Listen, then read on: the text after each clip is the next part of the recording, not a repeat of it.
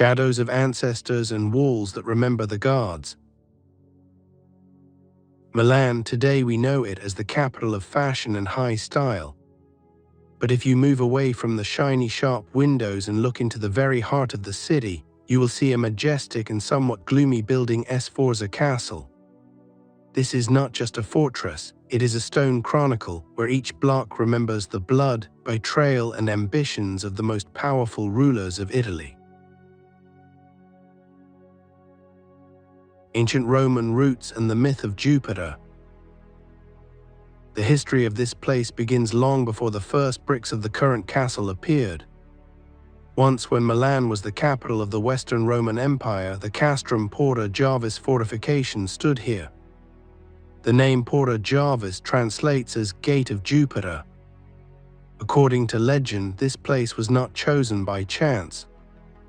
The ancient priests believed that the energy axis of the city passes here, which is protected by the king of the gods himself. They say that even after 1,000 years, the spirit of the Thunderer protects these walls from complete destruction. Visconti era, the Snake Castle. In the 14th century, approximately between 1358 and 1370, the nobleman Galeazzo II Visconti decided to build his residence here. Then it was called Castello di Porta Giova. It was not just a house, but a real monster made of stone, a giant square with sides of 200 meters. The thickness of the titanic walls reached 7 meters. It's like 3 modern cars placed one after another. 4 corner towers that constantly watched over the city. The Visconti were cruel but majestic rulers. Their coat of arms was Bycyone, a huge snake or dragon swallowing a man. It is said that the first of the Visconti family killed a terrible dragon that lived in a cave nearby and terrorized the surrounding area with its poisonous breath. Since then, the symbol of the snake has become an integral part of the castle. Locals whisper that in the dungeons under the foundation, you can still hear the hissing of the same dragon that became a prisoner of the castle walls. Destruction for the sake of freedom. But even the thickest walls will not save from popular anger. In 1447, after the death of the last ruler of the Visconti family, an uprising broke out in Milan. The Golden Ambrosian Republic was proclaimed. For the townspeople, the castle was a symbol of tyranny, so they did what an angry crowd does: they began to dismantle it brick by brick. The Republic did not last long, but the castle managed to receive serious scars. Only with the arrival of Francesco Sforza, who took the Visconti daughter as his wife, did the castle begin to come to life, turning into the majestic citadel that we know today. The golden age of Sforza and the shadows of geniuses in the dungeons. We stopped at the fact that the castle lay in ruins after the uprising. But history does not tolerate emptiness. In 1450, Francesco Sforza entered the arena. He did not just seize power, he decided to create a symbol that would make every Milanese bow his head. The reconstruction of the castle became his life's work. He wanted to turn a harsh military machine into a luxurious princely residence, where beauty would go hand in hand with invincibility. The tower that looks to the sky, Torre del Filarete. In 1452, Francesco invited a master named Filarete. He was not just an architect, but a true dreamer. He was commissioned to design the central tower, which still bears his name. Filarete was fascinated by the ideas of the ideal city and occult symbols. It was rumored that he placed magical amulets in the foundation of the tower to protect the Sforza family. But fate is ironic. In 1521, the tower was blown up by a gunpowder explosion. The townspeople whispered that this happened because the Sforzas had broken some secret vow given by the architect. What we see today is only a skillful reconstruction, but legends say that the real foundation of Filarete still keeps its secrets deep underground. The construction was continued by Francesco's descendants, his son Galeazzo Maria and his daughter-in-law Bona of Savoy, in whose honor another majestic tower was named. The castle grew like a living organism, absorbing the best that the Renaissance era could offer. Ludovico, Moro, and the era of the great Leonardo. The real heyday came in 1494 when Ludovico Sforza, known by the nickname Moro Moor, came to power. He was a man of incredible ambition and refined taste. It was he who turned the castle into the intellectual center of Europe, inviting two of the main titans of the time, Bramante and Leonardo da Vinci. Imagine these halls at the end of the 15th century. Bramante paints the Sala del Tesoro treasury, where the frescoes breathe luxury and grandeur. And Leonardo, he works on the incredible ceiling in the Sala della Se. In 1498, he created the illusion of a real garden. There are a tangle of branches and leaves that seem to grow through the stone. It is said that Da Vinci used special plant extracts and minerals in his paints. The servants of the castle swore that on moonlit nights, the painted leaves on the ceiling would rustle, and the room would be filled with the scent of fresh forest. Some believed that Leonardo had encrypted in these trees the scheme of the Sforza lineage, which should never be interrupted. Wars, sieges, and secret labyrinths. But the history of the castle is not only about banquets and frescoes. These are endless sieges. Italian, French, German troops, each army wanted to own this key to Milan. For protection, the Tenalia bastion was added, which is believed to have been designed by Cesare Cesariano himself. The castle became a star fortress capable of withstanding the most terrible fire. And here we come to the most interesting thing: what the earth hides. Just imagine, recently in 2025, researchers made a sensational discovery. Under the powerful walls, traces of tunnels were found, which were drawn in the manuscripts of Leonardo da Vinci himself. The legend of underground Milan has existed for centuries. They talked about secret passages through which rulers could leave the castle unnoticed during a siege or conduct alchemical experiments away from human eyes. The discovery of 2025 confirmed the genius of Leonardo did not just draw pictures, he designed an entire second city under the Sforza castle. Who knows what mechanisms or manuscripts are still waiting for their time in those walled-up corridors? Perhaps the real treasure of Sforza is not gold at all, but the knowledge hidden by Da Vinci in the depths of Italian soil. Gunpowder, smoke, Spanish steel, and the curse of the Star Fort. We stopped at the golden age of Leonardo, but as often happens in history, after wealth and art came war. The 16th century was a real test of strength for the Sforza castle, when the walls trembled not from the music at the banquets, but from the roar of cannonade and the explosions of mines. In 1515, after the devastating Battle of Marignano, the defeated Maximilian Sforza hid behind the walls of the castle with his Swiss mercenaries. But the French King Francis I was not going to wait for years. He brought with him sappers, people who were then called moles of war. It is said that during the siege, the defenders of the castle put their ears to the floor of the dungeons at night. They heard a strange sound, the rhythmic knock of the picks of the French miners who were laying tunnels under the foundation. Legend has it that one of the defenders went mad, claiming that he heard not people but subterranean demons that the French had released to undermine the castle. When the mines were laid, Sforza realized that the castle would blow up with them. Surrender was inevitable. The explosion that changed the sky of Milan. Fate seemed to play with the castle. In 1521, a tragedy occurred that changed the face of the fortress for centuries. The majestic tower of Torre del Filarete, which we mentioned earlier, was used as a giant gunpowder store. During a thunderstorm, or as they said, due to the carelessness of the guard, the tower exploded.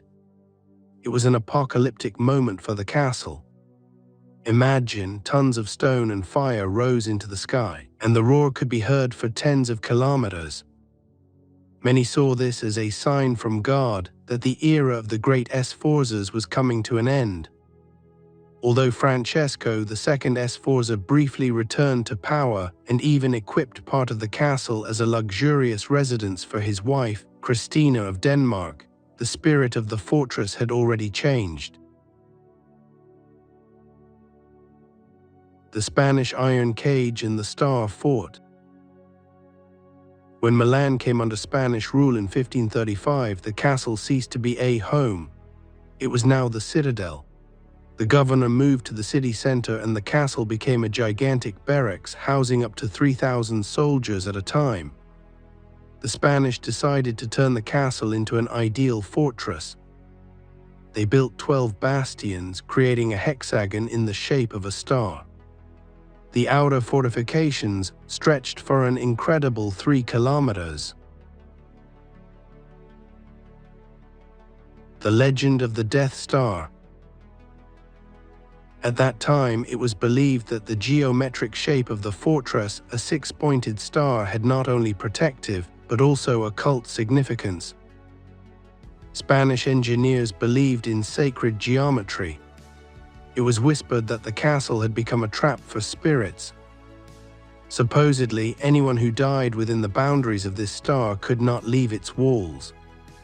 It is from the Spanish period that numerous stories about the ghost in white wandering the bastions and about strange lights that appear above the former fortifications on foggy nights originate. Napoleonic wrath and a new era. When the Austrians came to Italian lands, the castle continued to serve as a gloomy fort. But the real change came with the arrival of Napoleon Bonaparte. The great commander hated the Sforza castle.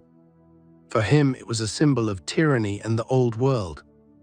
Napoleon ordered the demolition of most of the external star-shaped fortifications. He wanted to erase the military memory of this place.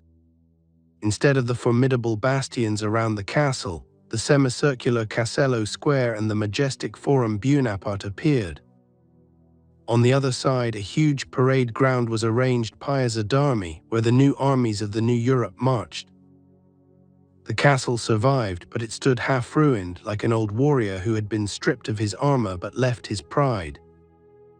He was waiting for someone to restore his greatness, but that's a completely different story. The Phoenix of Milan from ruins to immortality. A century of wars has passed, and the time has come when the Sforza castle finally shed its heavy rusty armor.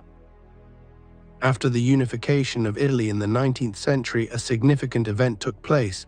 The military left these walls, handing over the keys to the fortress to the city. This was the beginning of a great transformation. A park on blood and flowers instead of soldiers where Spanish, Austrian and French regiments marched for centuries, where the earth was scorched by gunpowder and trampled by thousands of boots, life has blossomed. The former Piazza d'Armi Square has become Sempione Park. Today it is the green lungs of Milan, but historians know every root of these trees is nourished by the memory of the great past.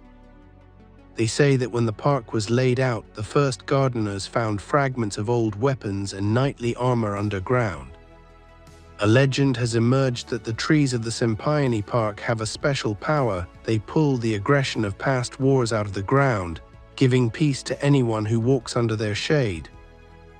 This is how the myth of the Green Guardian was born. Locals believe that if you hug the oldest tree in the park, you can hear the echo of horses' hooves from the time of the Sforzas. Luca Beltrami, Architect-Necromancer. In the 1880s, the castle looked miserable, but he was lucky with a savior. The city government entrusted the restoration to Luca Beltrami. He was not just a builder, but a true history buff. It was he who laid the majestic Via Dante, a straight line connecting the castle with the main cathedral of the city, the Duomo. It was a symbolic promenade, from the religious center to the center of secular power. Between 1900 and 1905, Beltrami did what many considered impossible. He literally revived the Torre del Filarete from the ashes. Using old drawings from the 16th century, he rebuilt the tower as a monument to King Umberto I. Now it dominates the city again, reminding of the former greatness of Ludovico Moro. When the sky fell, the tragedy of 1943. But the most terrible test awaited the castle ahead: World War II. In 1943, during the massive bombing of Milan by the Allies, the Sforza castle became a target. Those walls that had withstood dozens of sieges shuddered from airstrikes. The stone melted and the priceless halls turned into charred ruins. It seemed that this was the end, but the spirit of the castle turned out to be stronger than steel. The post-war reconstruction under the leadership of architects from the BBPR group did not just rebuild the walls, it turned the castle into a treasury, where every stone now protects not cannons, but art. Architectural magic, towers and treasures. Today the castle is a perfect quadrangle standing guard over its memory. Torre del Court is the northern tower that once looked out over the wild forests and villages. Torre del Tesoro as a treasury tower is its western counterpart, where during the Sforza era not only gold was stored, but also secret archives. Torre del Tesoro is not without reason called that. It is rumored that one of the treasurers of the Sforza family, who disappeared under mysterious circumstances, still wanders near the windows of this tower. He is only seen when a thunderstorm begins in Milan. They say that he checks whether the main treasure is in place, the spirit of the city itself, which he swore to protect forever. The Sforza castle has gone from Roman outpost to ruins, from Da Vinci's luxurious palace to military prison, to finally become the heart of Milan. A place where history no longer kills, but tells its tales to anyone who is willing to listen. The labyrinths of power and the mystery of the stone elephant. We approach the main entrance. Before us is the majestic Torre del Filarete, the central tower that seems to cut the sky with its sharp spire. But do not be fooled by its perfect appearance. It is a masterful reconstruction of the early 20th century. However, what stands on either side of it breathes true antiquity. Look at these mighty round towers. Francesco Sforza was a brilliant military leader. He was the first to understand the old square towers are easy prey for the new artillery. The core hitting the corner shattered it to pieces. Therefore, he ordered the construction of round towers from which enemy shells simply bounced off like peas off a wall. The legend of the blind towers. During the Austrian rule, these towers became shorter, their tops were simply demolished. The Austrians needed open space for their cannons, and they did not tolerate any obstacles. It is said that the stonemasons who were demolishing the towers heard groans from inside the walls. An old belief says that each fortress tower has its own guardian spirit, and when the Austrians removed their heads, the castle lost its magical power for a while, becoming just a pile of stones. Only during the restoration, when the tops were returned, did the castle wake up again. The garland of death and underground paths. We pass through the main gate and find ourselves in a system called the garland. Sounds warm and gentle, right? But for the enemy it was a real nightmare. It was an outer wall surrounded by a deep moat with water. Today, only fragments remain of it, such as the Porta del Soccorso, Gate of Salvation. Legends tell of an extensive network of underground tunnels that led from the Garland far beyond the city limits.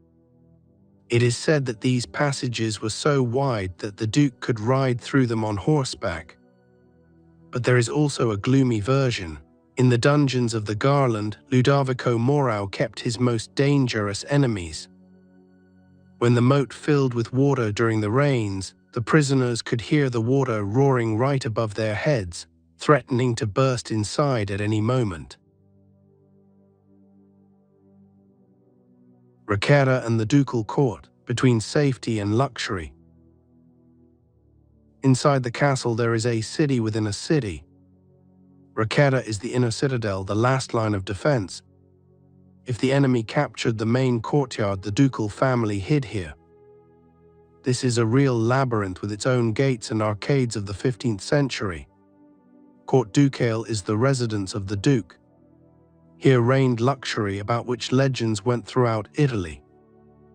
It is here that the famous Loggia Bridge, built according to the design of the great Bramante, is located.